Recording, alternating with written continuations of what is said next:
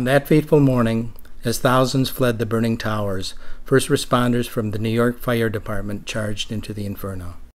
Among the hundreds of initial first responders was the elite search and rescue unit Rescue 4 from Queens, led by Lieutenant Kevin Dowdell. In his 20 years in the department, Kevin was cited for valor 17 times. Married to Rose Ellen for 21 years, they had 2 sons, Patrick and James, who were 17 and 18 on 9/11. The sons went to Ground Zero for months after school, searching for their father. This Halligan tool, held by Patrick, was the only trace of their father ever found.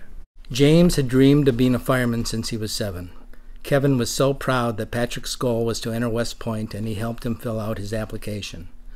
Rose Ellen beams with pride. She speaks of how James and Patrick were even more determined after the horrors of 9/11 to continue on the journey they had started with their father. This is Rescue 4, one of only 5 elite rescue units in the entire New York Fire Department. The fire station is not only home to Rescue 4 and Engine Company 292, but to memories of the fallen as well.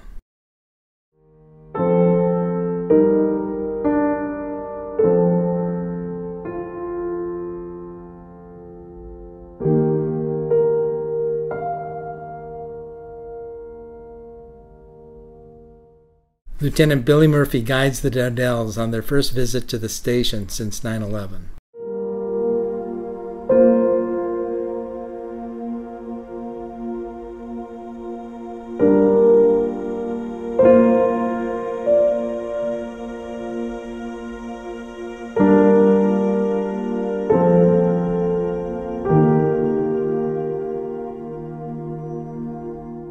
Hundreds of first responders from all over the world helped with the recovery effort. It was early on, in the first day really, when I started to realize there was going to be a lot of guys here looking for loved ones.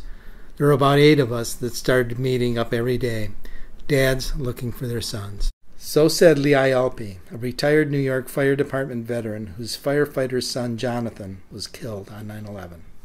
The 9/11 Tribute Center, founded by Lee and Jennifer Adams, a volunteer he met during the recovery effort, has moved millions of visitors from around the world since its founding.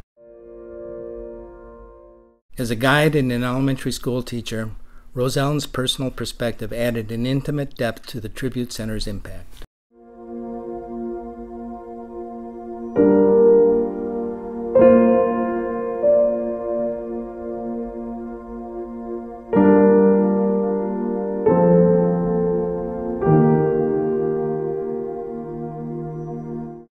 Firefighter Mike Kehoe was one of the many first responders who charged up crowded stairwells as thousands fled down.